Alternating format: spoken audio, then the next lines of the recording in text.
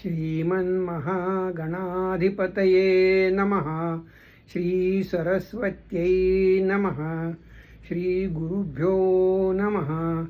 वक्रतुंड महाकाय सूर्यकोटि समप्रभ निर्विघ्नं कुरु मे देव सर्वकार्येषु सर्वदा। गुरुर्ब्रह्मा गुरुर्विष्णु गुरुर्देवो महेश्वरः गुरु साक्षात् परब्रह्म तस्मै श्री गुरुवे नमः। श्री स्वामी समर्थ महाराज की जय। श्री स्वामी समर्थ गुरु माऊली की जय। श्री स्वामी समर्थ। नवरात्रीचा उत्सव सुरू झालेला आहे। सगळीकडे आनंद उत्साहाचं वातावरण आहे। आईसाहेब आपल्या आपल्या भक्तांच्या घरी घटावरती स्थापन झालेले आहेत। घरोघरी दुर्गा सप्तशती पाठ चालू आहेत। या काळामध्येच पूर्वी आई भगवतीने राक्षसांशी युद्ध केलं होतं। निशुंभ आणि शुंभाचा वध केला होता आणि त्याची स्मृती म्हणूनच आपण हे 9 दिवस जे ते युद्ध रात्रंदिनामा युद्धाचा प्रसंग जसं साधू संतांनी सांगितलं आहे तसे आईसाहेबांनी केलेल्या युद्धाची आपण स्मृती या माध्यमातून जपतो। प्रत्येकजण आपल्या कुटुंब परंपरानुसार उपवास व्रत जे काय असेल ते आपलं आपलं करतो। घटावरती आईसाहेब स्थापन होतात आणि याच्यामध्ये अध्यात्माबरोबर विज्ञान पण आहे। त्यावेळेला आपण घटाच्या ठिकाणी धान्य लावतो। तर एक उदाहरण सांगतो मी माझ्या अनुभवातलं। एका सीड कंपनीमध्ये एकदा मला जायचा अनुभव आला होता।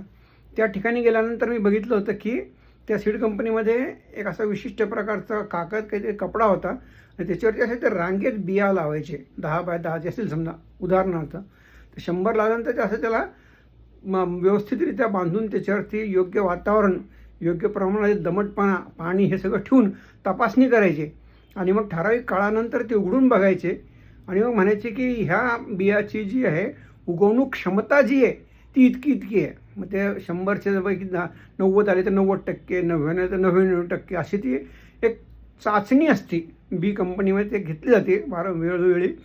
तर हे आजचं विज्ञान जे राहतं आमचं विज्ञान तेच आहे हो। घटावरती जे धान्य लावलेलं जातं ना ती शेतकऱ्यांनी एक प्रकारे घेतलेले बीज परीक्षणच आहे।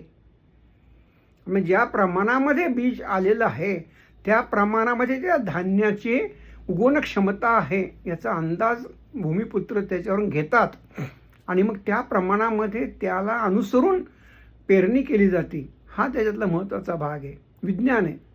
आणि नवरात्रामध्ये जसं निशुंभ शुंभाच्या वधाचं स्मरण केलं जातं त्याचप्रमाणे प्रभू रामचंद्र आणि रावण यांच्यामध्ये लंकेत झालेले जे युद्ध आहे त्याचं देखील प्रतीक हे नवरात्री उत्सव मानलं जातं।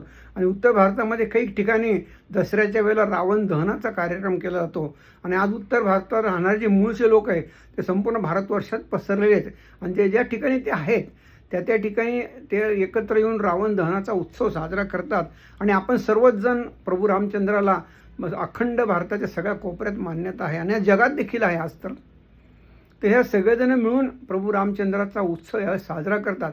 म्हणूनच परमपूज्य गुरुमाऊली आपल्याला आठवणीने दरवेळेला काय सांगतात की नवरात्र काळामध्ये देखील नियमितपणे सगळ्याच्या सगळ्या दिवशी किमान एक वेळा तरी रामरक्षा ही घरात झाली पाहिजे।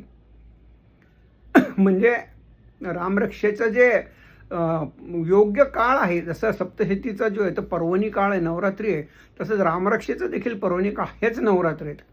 आणि आणखीन एक विशेष आहे की हे शारदीय नवरात्रामध्ये आपल्या दिंडोरीपणित मार्गाअंतर्गत आपण नवमीच्या दिवशी जे ती गायत्री मातोश्रींचा उत्सव साजरा करतो आणि त्याप्रमाणे आपल्या केंद्रामध्ये जो हा उत्सव साजरा केला जातो गायत्री मातोश्रींच्या त्यावेळेला योग्य प्रमाणे सन्मान सत्कार केला जातो। आता गायत्री मातेच्याबद्दल जर बोलायचं म्हटलं तर एकच विषयावर बोलायला काही दिवससुद्धा कमी पडतील एवढं प्रचंड ज्ञान त्या विषयावरती उपलब्ध आहे। परंतु या ज्ञानाच्या चिंतनात पडण्यापेक्षा महत्त्वाची गोष्ट म्हणजे आपल्याला जमेल तेवढं आपण गायत्री मातोश्रींचा जप हा केला पाहिजे। कारण की गायत्रीचा जप आपल्या सेवामार्गात देखील सांगतात की नित्यनियमितपणे केल्याने जे ते तेजाची उपासना आहे।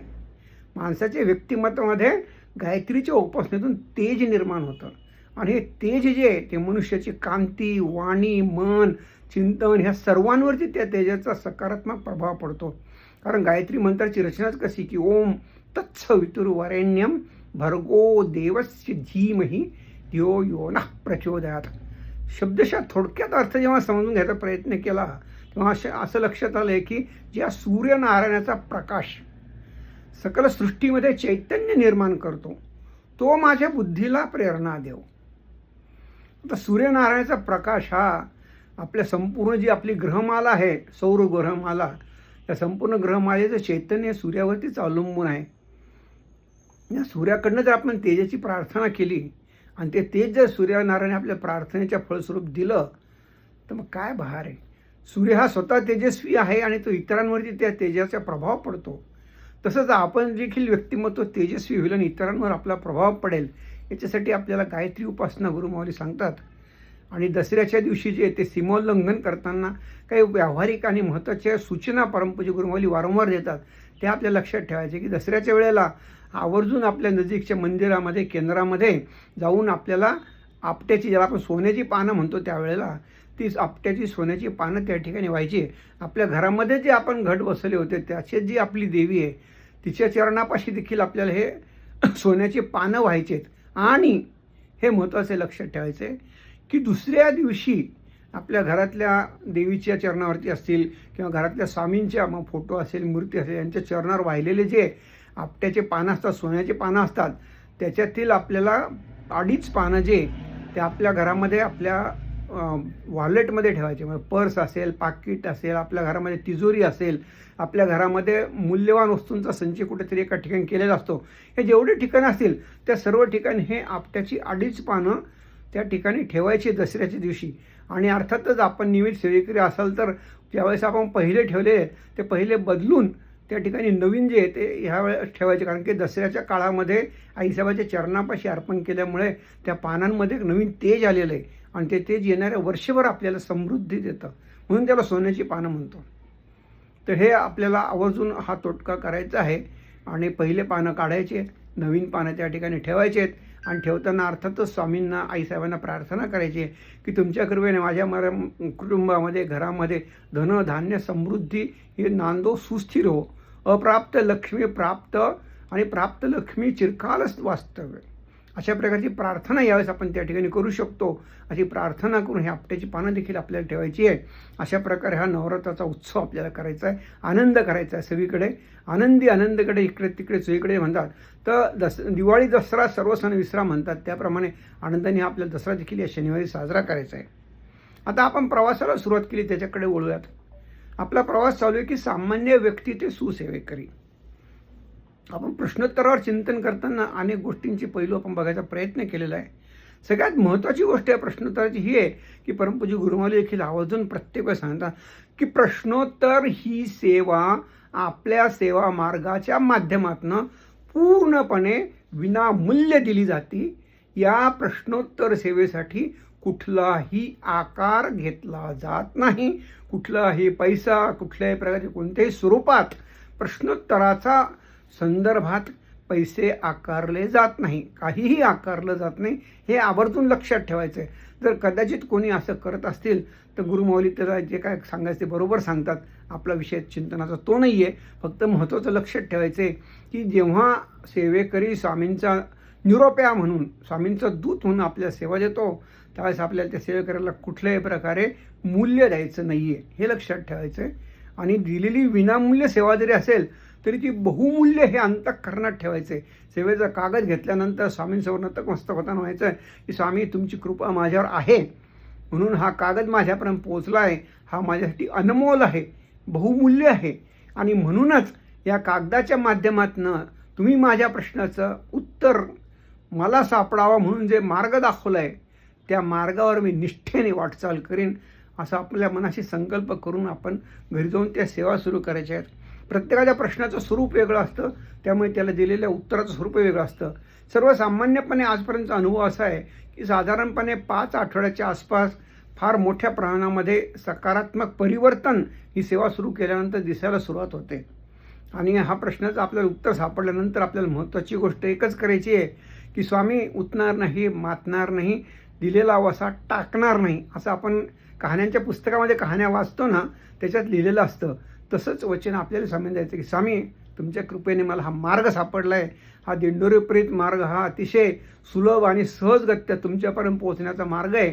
तर मला आता ह्या मार्गावर आणलेलं आहे, तर मला आता इथे तुम्ही दृढ करा, मला इथून कुठे जाऊ देऊ नका, मागच्या वेळेस आपण म्हटलं होतं की या मार्गात येणं सोपं आहे, जाणं त्याहून सोपं आहे. अवघड काय आहे तर टिकून राहणं अवघड आहे.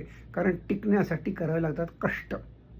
नित्यनियमितपणे सेवा घडाव्या लागतात आणि ह्या सेवा ज्या प्रमाणात घडतील त्या प्रमाणात स्वामी आपल्याला मेवा देतातच देतात.